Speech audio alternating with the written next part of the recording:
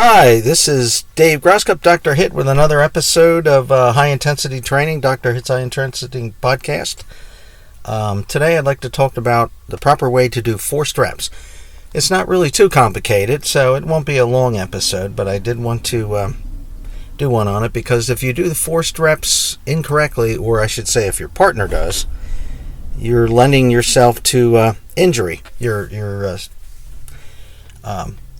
So your training partner has to be used to giving forced reps the proper way, which is not just dropping the weight onto you when you fail to do complete another positive rep. Forced reps always occur, or always are used, at the end of a positive set until failure is reached by you, which is when you're unable to complete a full repetition in a set. Your partner then, when you go to do the additional rep, the next rep, your partner then applies just enough pressure to allow you to complete the set.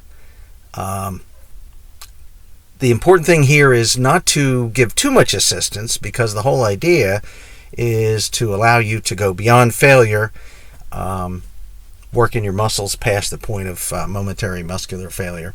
So your partner does not want to give too much assistance, but needs to give enough that allows you to complete another 1 to 3 forced reps. I generally do 1 to 3 forced reps. I have done 4 in the past, but 1 to 3 is normal, 2 being optimal. The benefits, obviously, like I said, allow you to go past the point of failure, which activates more muscle fibers because you're training the individual muscle or group of muscles harder than you would if you just went to failure. Failure is great, but your body will get acclimated even to failure training. That's why I like to change things up, whether it's static holds, rest pause, omnicontraction, rolling static partials, force negatives. We'll get into force negatives in a further episode. But I think we're probably, more than likely, everybody's familiar with reaching the point of momentary muscular failure and the importance of it. Your volume bodybuilders pretty much never go to failure. It's common practice when you're doing volume, because you have to hold back or you're not going to be able to complete the 15 to 20 sets per muscle group that's required in volume training. But of course, the maximum muscle gains, both in size and strength, are reached when the muscle's taxed with the appropriate amount of stimulus, not a certain amount of sets.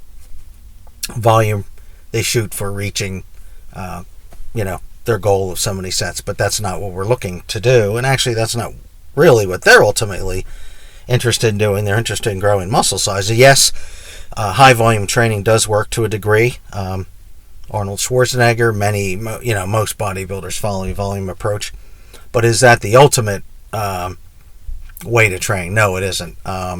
It certainly leads to success, but takes a lot more time, and most of the time leads to overtraining. So I'm sort of straying from the subject of forced reps, but I did want to talk a little bit about that.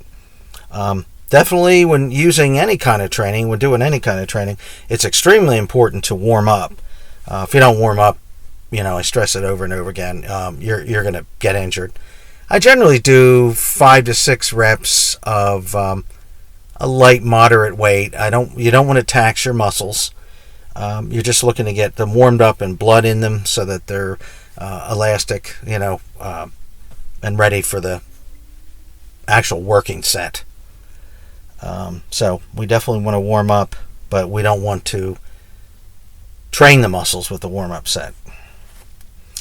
What exercises would be good for forced reps? Pretty much all of them. Bench presses are great. If you're doing machine bench presses, everything's a lot easier to do. Your partners can just apply some assistive pressure on the machine arms to allow you to complete the reps that are your goal. With a barbell bench press, gets a little bit harder, but not a lot harder. Your partner would apply just enough pressure to allow you to lift the barbell and eventually rack it, of course. Dumbbell bench presses are definitely a lot more involved because now your partner has to spot each arm and give assistance to each arm individually instead of just the overall bar or overall machine arm. Very important to keep the dumbbells even because you don't want to have one arm out of control and your partner trying to assist with that and yet, working with the other arm, which may be your stronger arm.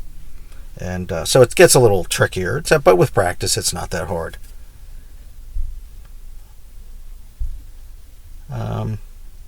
We talked about safety and everything. Really the warm-up. Love machines are extremely safe. Free weights are excellent too if done safely, properly. No dropping of weights, no jerkiness, nice smooth reps throughout all of HIIT training.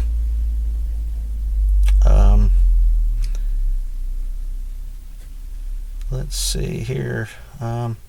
Pretty much most of your high-intensity bodybuilders, trainers, use forced reps on a regular basis. They're a mainstay. To failure training would be the base, but adding some forced reps to sets to increase the intensity is an excellent way to do that.